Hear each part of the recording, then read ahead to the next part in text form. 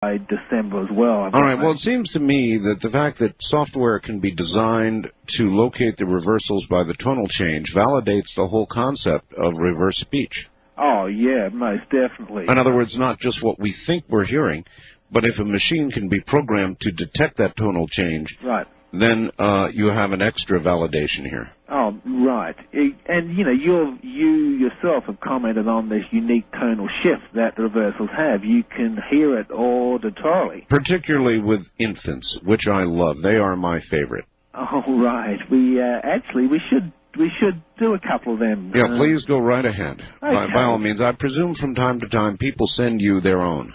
Oh, yeah, we get quite a few sent to. Actually, I get many reversals sent to me, and we're gonna pull up a couple of these kids now.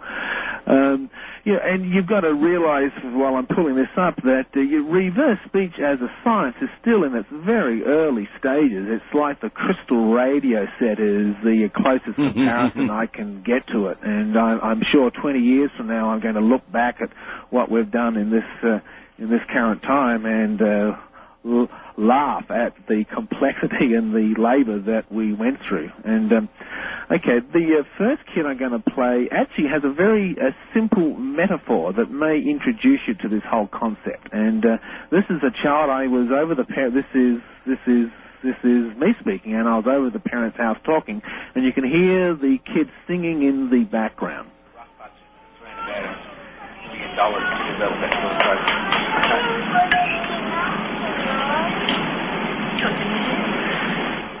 Okay, do you hear the baby crying in the background? Yes. And backwards he says, I miss my little pony, my little pony, my little pony.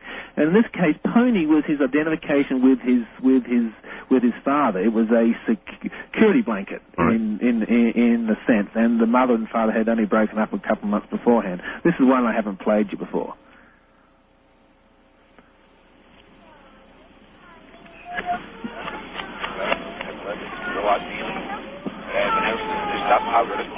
Did you hear that okay? Just barely, but, you know, I could just barely hear it forward, so I'm hearing it as well in reverse as I heard it forward. Okay, well, let's go to perhaps one a little bit clearer then. And this is my daughter in the bathtub. She's trying to pick up a cup, and I've played you this one before. And she can't pick it up, and she reaches out to me for help. And we'll run this forward now.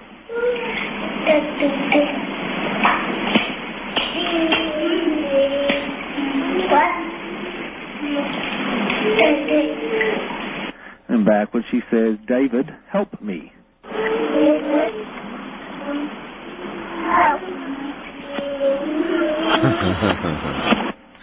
Oh, that's very clear. She says, David, help me, David. Yeah. I'm convinced she says David again at the end. Right, and that's an exceptionally clear reversal. And let's look at the one. This is a kid whose pants has fallen down and broken, and Dad is bringing him a new pair of pants, and we're running it forward now.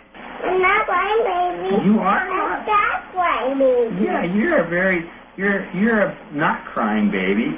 You're a happy baby. You're a baby whose pants are going to stay up. And yeah, right. And the baby says, "It broke, Mommy." Oh.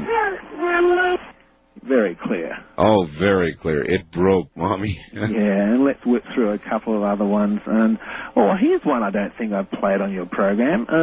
One of the things I'm finding is that children are speaking in reverse from as early as 4 months of age, and this is one such example. It's a single word, which is usually, they're pronouncing single words first and then gradually expand out to 2 or 3 words.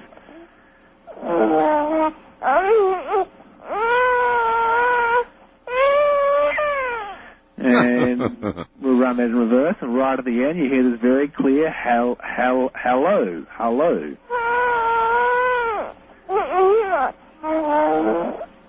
Okay? Ooh, I heard that. And again.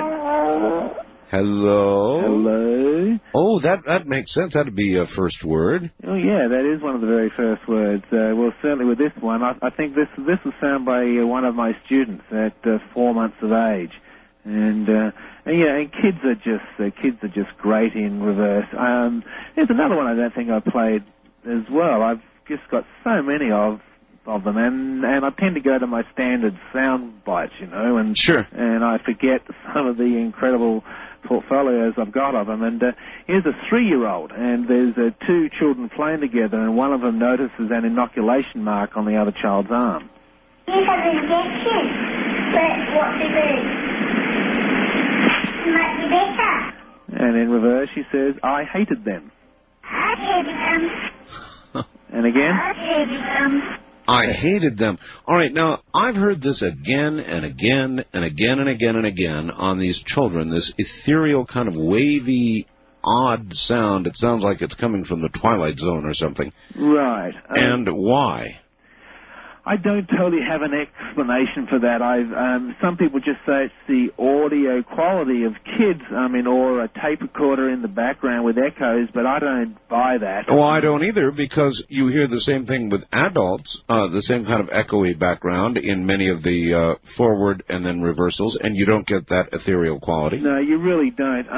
My own personal theory, and it's a theory only, and it's a little bit bizarre, but this is what I think. I think that at the base level of consciousness, the consciousness is comprised not just of one ego or one id, but it's comprised of a multitude of different parts that all make up consciousness. And it's very common in reverse to hear self discussing with self, different concepts. I shall do this, I shan't do this, I will do that, I won't do that. And sometimes I think all of these different voices speak together in the one voice. And it almost sounds like many different voices speak. Well, maybe it's a kind of a collective consciousness before the individual emerges. I think that's a very good explanation for it. I really do. Yeah, that is, that's the word I would have used, is the collective unconscious, or a collective consciousness of different parts. Boy, there's so many things, David, that we don't understand about ourselves.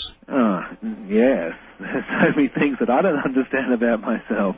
I had a fairly good self-image before I started reverse speech. I kind of figured I knew how the world worked and how everything went and who I was and why I was here. And in the first few years, reverse speech just teared away everything I knew about myself and everything I believed. And it's pretty shocking to look at yourself in the mirror and see what's really there. When you expose people to their own reversals, yes, and you don't hold back, yes, what reaction do you generally get from people? Do you find that it changes them?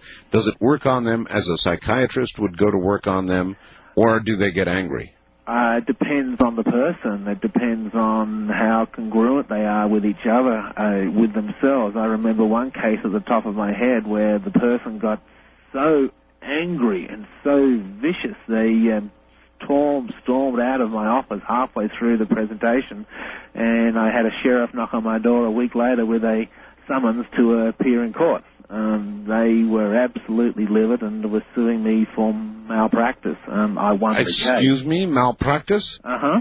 Malpractice? Exactly right. How are they going to nail you for malpractice? Well, they can't. They had no basis. And they were essentially saying that the basis of the lawsuit was that I tore their psyche apart. I see. I told them that they were not the great person they thought they were. The woman claimed I insulted her and was rude and unsympathetic. When we come back, we're at the bottom of the hour. I would like to hear what the judge had to say about that one. Oh, okay. All right, David, hold on. Malpractice, huh? I wonder if David hangs out a reverse speech shingle. This is Coast to Coast AM. I'm Art Bell. You're listening to Art Bell, Somewhere in Time. Tonight featuring a replay of Coast to Coast AM from September 23rd, 1997.